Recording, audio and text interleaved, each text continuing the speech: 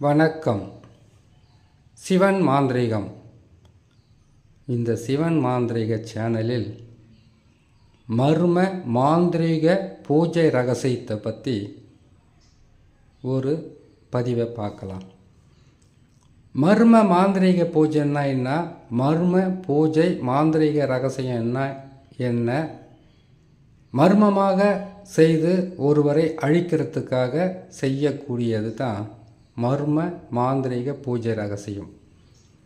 மாந்திரீகமே மறைமுகமாக செய்வது தான். மறைமுகமாக எதுக்காக மாந்திரீகத்தை செய்கிறாங்கன்னு கேட்டிங்களானாக்கா, கெட்டது, கொடியது, பாதகமானது, மற்றவர்களுக்கு தீங்கிழைத்து அவர்களை சர்வநாசம் செய்வது. ஒரு குடும்பத்தில் எத்தனையோ பிரச்சனைகள் இருக்கும், அதில் இந்த மாந்திரீகமும் ஒன்று. மாந்திரீகத்தையும் சரி ஜோதிடத்தையும் சரி நம்பாமல் இருக்கிற வரைக்கும் பயமே கிடையாது. இதை நம்பிட்டா பயம் இன்னும் அதிகமாக இருக்கும். அதுக்காக மாந்திரீகம் பொய்ன்னு சொல்கிறீங்களான்னு கேட்கக்கூடாது. மாந்திரீகம் என்பது பல வகையான அஷ்ட கர்ம பொருட்களை ஒன்றிணைத்து பல வகையான விலங்குகளின் பித்து பிச்சு அதனுடைய குடல் மலம் இதையெல்லாம் ஒன்றிணைத்து பல வகையான விலங்குகளுடைய உதிரங்களை சேர்த்து இதனுடன் இணைத்து மயானம் என்று சொல்லக்கூடிய ருத்ரபூமியில் இருக்கக்கூடிய அனைத்து பொருட்களையும் சேகரித்து அதற்கு பிறகு தான் மாந்திரீகத்தை பயன்படுத்த உட்காருவாங்க, செய்ய ஆரம்பிப்பாங்க. இவ்வளவையும் சேகரித்து ஒரு மாந்திரீகத்தை செய்யணுன்னாக்கா குறைஞ்சது பல வருஷம் ஆகும் மாதிரி இருக்க. அனுபவம் என்ன அனுபவம்? முதல்ல மாந்திரீகத்தை கற்றுக்க நினைப்பீங்க, சரியாக குரு அமைய மாட்டாங்க. குரு அமைந்து விட்டால் அவருக்கு 1008 வேலை இருக்கும். அவர் எப்பெல்லாம் ஓய்வு பெறுகிறாரோ அந்த நேரத்தில் முடிந்த அளவுக்கு சொல்வார். அப்போ உங்கள் மனசு என்ன சொல்லணும்னு கேட்டிங்களேனாக்கா, இந்த ஆள் சொல்லியும் கொடுக்க மாட்டார், செய்து காட்டவும் மாட்டார், எப்போ தான் கற்றுக்கிட்டு போகிறதோ அப்படி என்கின்ற மனசுக்குள் பல கேள்விகள் இருக்கும். ஒரு மாந்திரீகத்தை செய்து நீங்கள் வெற்றி பெறணும்னு கேட்டிங்கன்னாக்கா குறைஞ்சது 20 இல்லை 25 வருஷங்களுக்கு மேலே தான் ஆகும். உடனுக்குடனாக செய்து வெற்றி பெறுவது என்பது அவ்வளவு எளிதான காரியம் கிடையாது. எல்லாம் அனுபவம். மாந்திரீகத்தை செய்திடுவோம், நடக்குமா நடக்காதான்ற பயம் ஒரு பக்கம் இருக்கு இல்லையா? நடந்துடுச்சுன்னு சொல்லிட்டாங்கன்னாக்கா சிறகே இல்லாமல் வானத்தில் பறக்கிற மாதிரி ஒரு சந்தோஷம் இருக்கும்.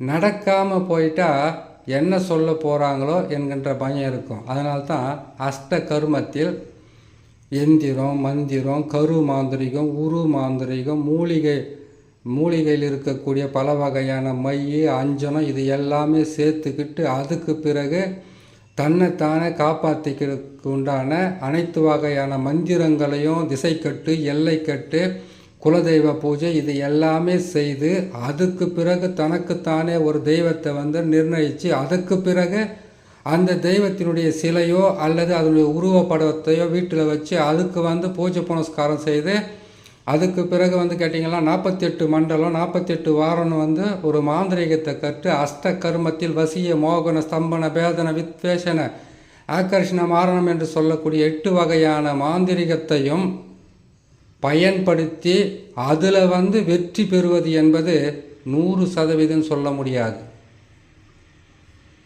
50% நடக்கலாம், 50% நடக்காமலும் போகலாம்.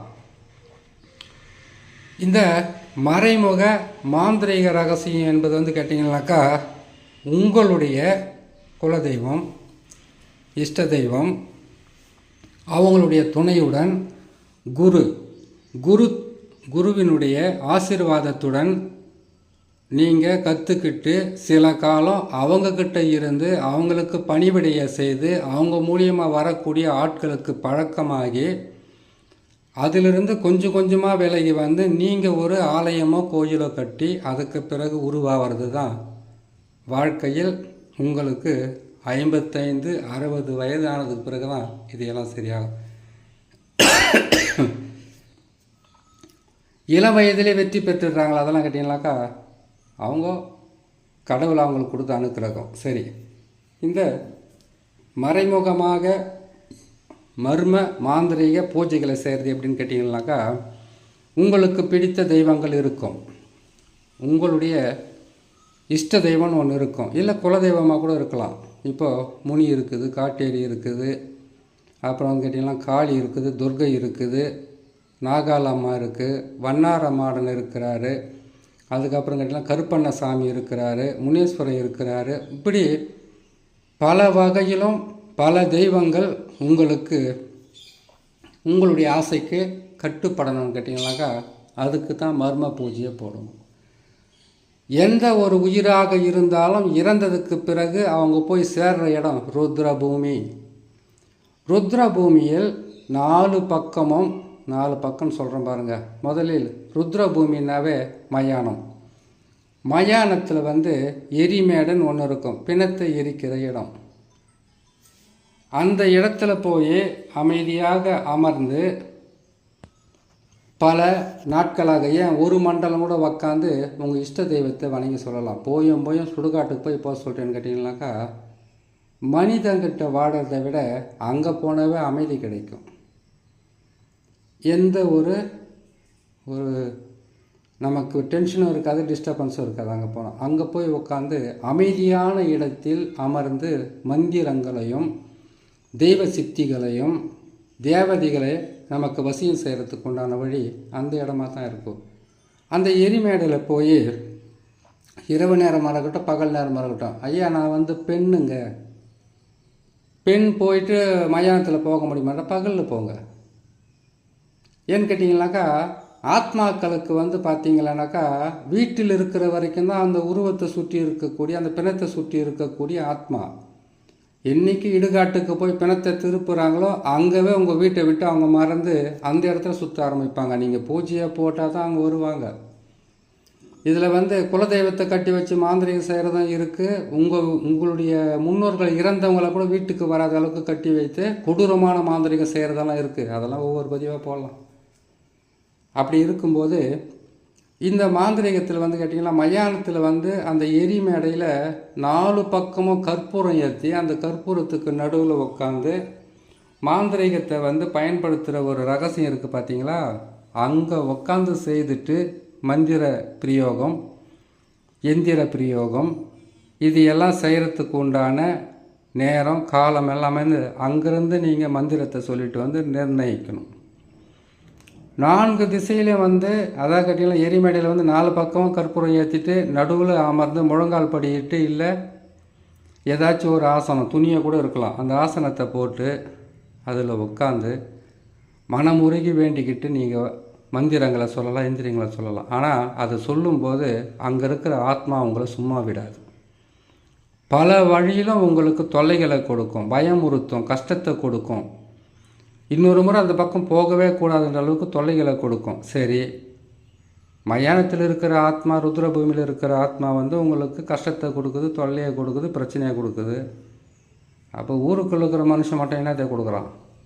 இதை விட கொடுமையான கஷ்டமெல்லாம் கொடுக்குறாங்க.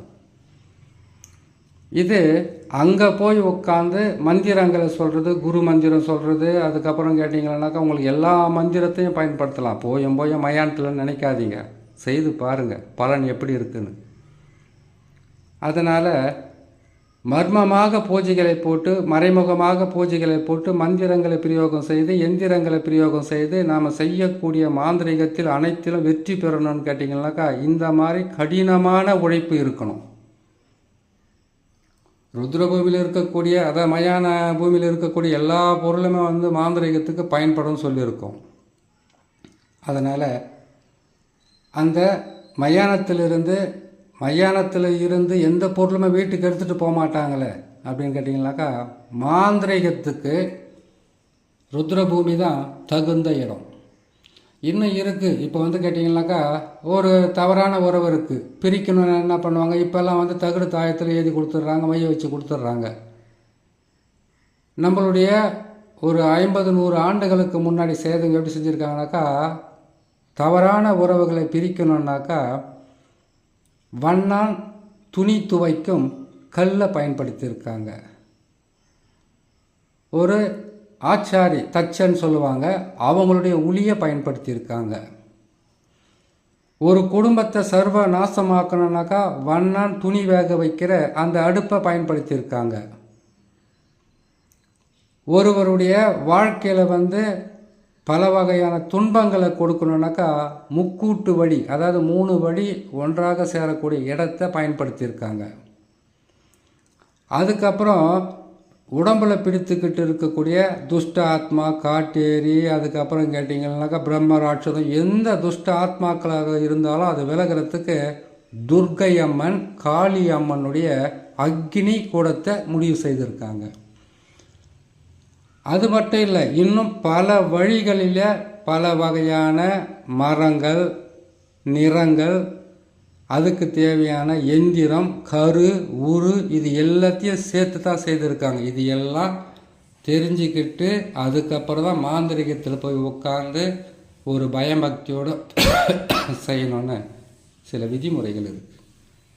அந்த விதிமுறைகளை ஒவ்வொன்றும் ஒவ்வொரு முறையும் சொல்லிக்கிட்டு வரேன். டைம் இருக்கும்போது கேட்டு பயன்பெறுங்க. இன்னொரு நல்ல பதிவில் சந்திக்கிறேன். நன்றி, வணக்கம்.